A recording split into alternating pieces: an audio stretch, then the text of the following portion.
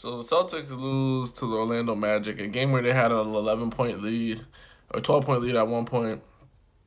And it came down to the final play where I believe it was Gordon Hayward inbounding the ball to Jason Tatum. And Kyrie Irving was visibly upset after Tatum missed a shot. It seemed like a solid look. It didn't seem too bad. It seemed like a pretty good look.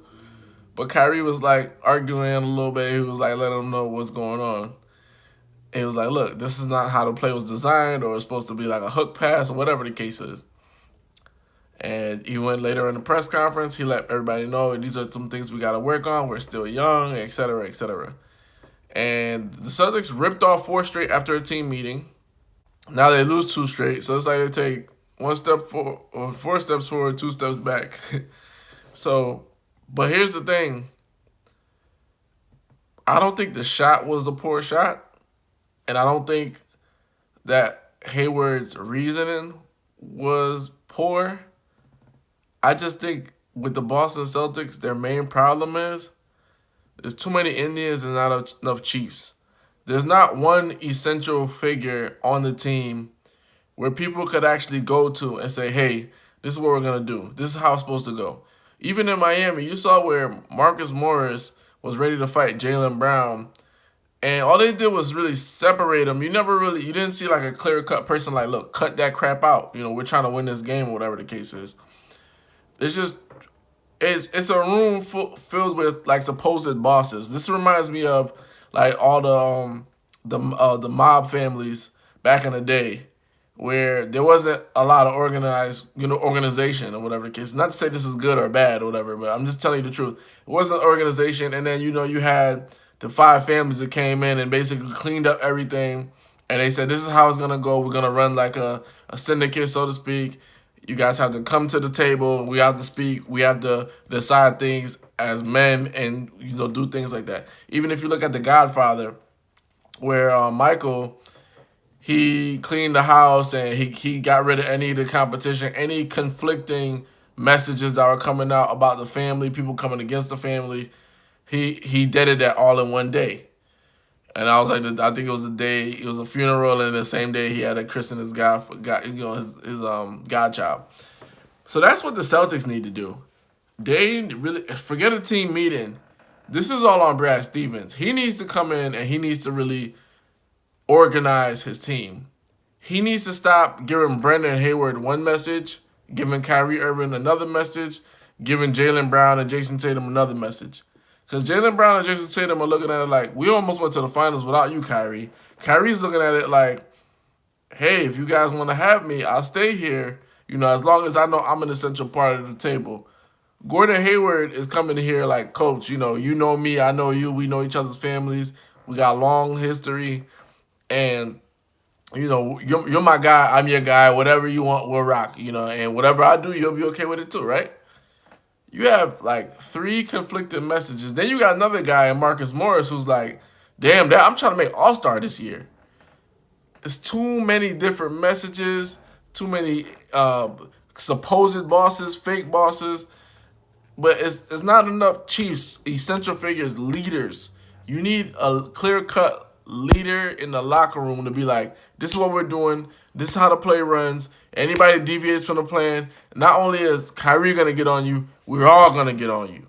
Like when you saw the play went the way it went, nobody else said anything to Gordon Hayward, and that's weird. Like everybody should have been like, no, this is not the play. You should have did this way. Next time we're gonna do it this way. Yeah, I understand what you're saying, but this is how we set it up. This is what we said in the huddle. Only one guy said that.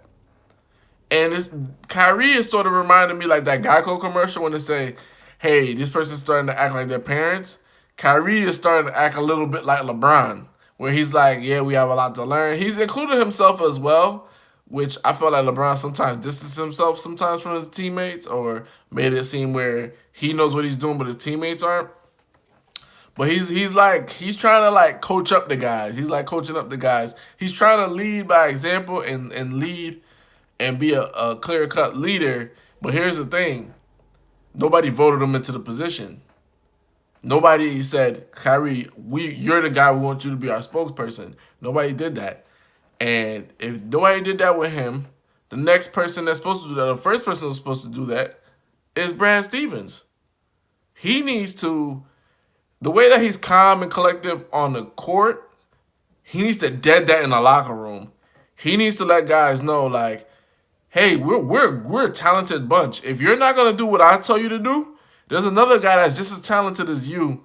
You know, besides Kyrie. I mean, the way he plays is nobody like necessarily close to him. But we got a talented bunch. You know, you gotta do what I say. You gotta do what I say, because we were one win away from the finals. There's no reason for us to be losing games to teams we should beat, and there's no reason for us to have these ups and downs so spread apart.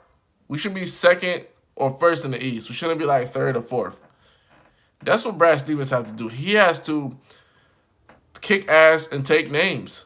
He has to step up. He has to really step up, because nobody's voting Kyrie the leader. Kyrie is younger than a lot of those guys on the team. Jaylen Brown's not going to be the leader. Jason Tatum's not. Those guys are younger than Kyrie. But Kyrie has all the championship experience, playoff experience. But guys like Marcus Morris, they're not listening. Guys, they'd rather fight on the sideline.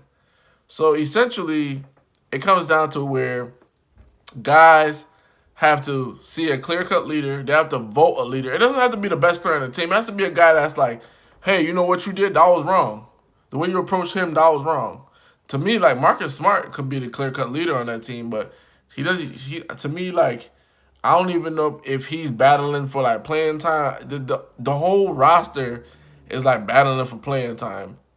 But there's no, like, message of, you play well, you're going to get more minutes from Brad Stevens. He's just, like, he's leaving everything to be ambiguous, which is not really good when you're trying to lead a team of young men. You got to let them know what it is, what you're doing, why you're doing it, so they can accept their role. And what I see with the Celtics is a lot of guys that haven't accepted their role. That's what it just boils down to. You know, like, I know a lot of guys don't like Kyrie because he's probably like a volume shooter. He's taking away shots from them. But at the same time, we give you more shots. I put anybody on the team. What are you going to do with it? See what I'm saying? We give you more plays to be a playmaker. What are you going to do with it? And that's where you get the Gordon Hayward throwing the ball to the wrong guy on the play. That's what happens. Because there's no clear-cut message. There's no clear-cut boss. There's no clear-cut chief. And I know Brad Stevens is a great coach, but to me, he can improve on leading the guys, team building with the guys, and letting them know, like, if you do something that's not good to the team, then it's not great, and we're not going to do that. That's not going to happen. You know what I'm saying? If Marcus Morris did what he did, and he's not apologizing, and he's just acting the way he did, you got to fine him. Celtics got to fine him. Look what happened to Draymond Green when he said to Kevin Durant. He got fined. When Michael Jordan punched Steve Kerr in the face, and everybody was like, yo, you dead wrong, Mike. What's your problem? He had to call Steve and actually apologize. I had to get his number and apologize.